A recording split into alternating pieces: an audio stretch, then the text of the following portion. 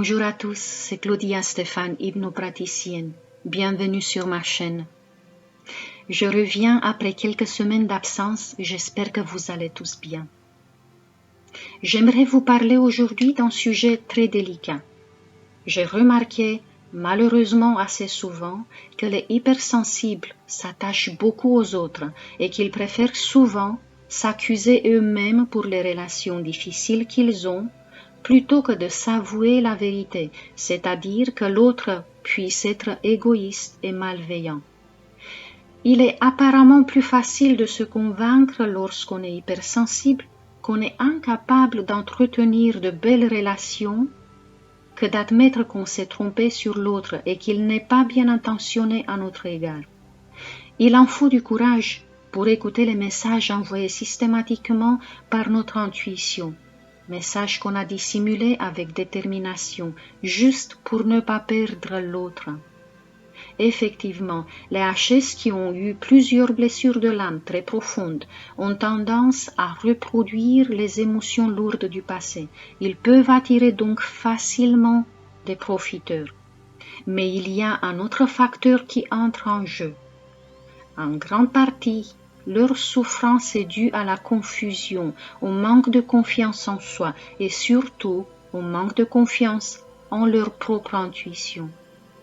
Se sentir coupable, être sur le qui-vive, redouter en permanence la réaction du partenaire trop sensible et facilement irritable. Vouloir tout faire pour que l'autre soit heureux et vouloir à tout prix rester près de l'autre, même si on est loin de vivre ce qu'on espérait. Est-ce que cela vous parle? Si oui, restez avec moi. J'ai beaucoup de cas similaires, mais je vais prendre un seul exemple. J'ai reçu récemment en thérapie une jeune dame qui veut faire un travail sur soi parce qu'elle se trouve plein de défauts.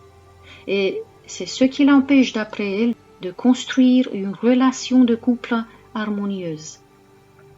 Elle a rencontré une personne qui lui plaît beaucoup, mais elle a peur de tout gâcher à cause de sa personnalité fortement critiquée par sa famille depuis toujours.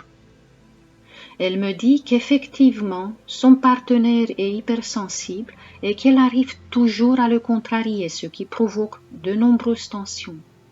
Elle fait donc des efforts pour cacher ses propres émotions afin de ne pas trop l'embêter. Comme j'ai déjà entendu plusieurs histoires de ce genre, je pense que c'est important de mettre en garde les HS sympathiques qui pensent avoir trouvé leur âme sœur, s'il n'y a pas de paix et de joie dans votre couple. Il faut faire une analyse de la situation. Sachez que le fait de verser des larmes lorsqu'on parle de soi-même ne garantit absolument pas la beauté intérieure de la personne. En effet, les narcissiques sont aussi très sensibles, mais uniquement à ceux qui les touchent eux-mêmes. Dans ce cas précis, ma cliente est forcée à faire des compromis. Elle fait pas mal de sacrifices afin de ne pas heurter la sensibilité de son homme. Et lorsqu'on est amené à se sacrifier, aussi difficile qu'il soit, il faut admettre que l'autre n'est pas dans le respect de qui vous êtes. Si une personne vous demande donc spécifiquement ou de façon plus subtile de faire tout en fonction d'elle, cette personne n'est pas hypersensible empathique, mais une narcissique. Si elle est toujours dans la demande, si elle n'est jamais reconnaissante et qu'elle ne donne rien ou trop peu juste pour entretenir l'illusion de partage, c'est bien une personne narcissique. Si elle ne tient jamais compte de vos besoins, ce n'est pas une empathe. Si vous vous sentez critiqué de façon directe ou voilée, si vous commencez à douter de vos capacités, de votre intelligence ou de votre beauté intérieure, si vous vous sentez inférieur à votre partenaire, cette relation est toxique pour vous. Si vous vivez en continu des hauts et des bas émotionnels à cause de cette personne, il est fort probable que malgré vos efforts, il vous soit impossible d'apporter de l'équilibre dans votre couple.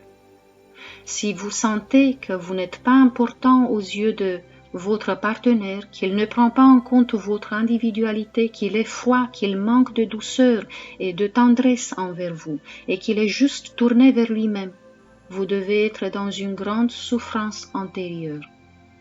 Parce que n'oubliez pas, Si l'un des partenaires est dans le sacrifice, l'autre est dans l'ego, et donc l'un est écrasé par l'autre.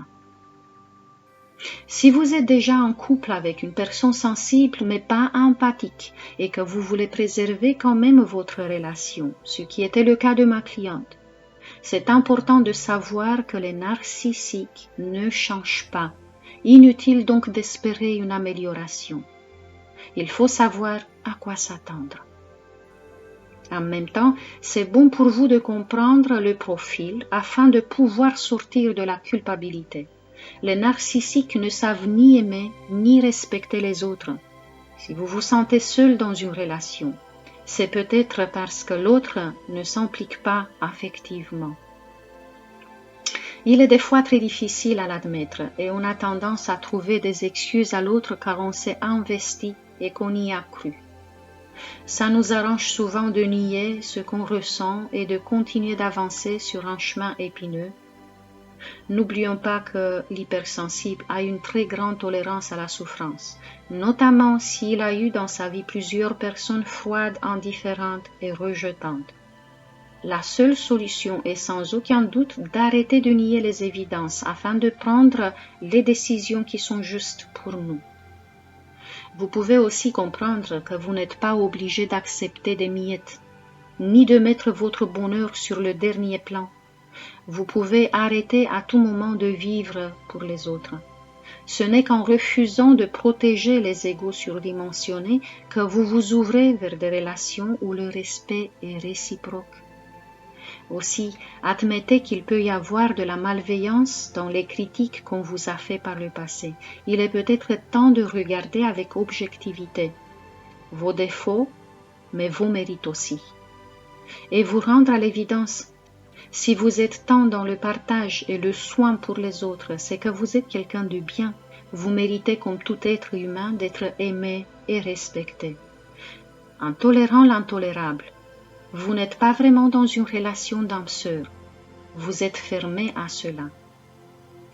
Mais ça, c'est un autre sujet très riche que j'aborderai dans un prochain podcast. Abonnez-vous à ma chaîne et appuyez sur la cloche pour être informé lorsqu'une nouvelle vidéo est publiée. D'ici là, vous pouvez aller sur la chaîne Créer sans limite car vous avez une séance de reprogrammation subconsciente en libre accès pour la confiance en soi. Écoutez-la, ça va vous faire du bien. Vous trouverez le lien en barre d'infos. Quant à moi, je vous dis à très bientôt. Prenez soin de vous.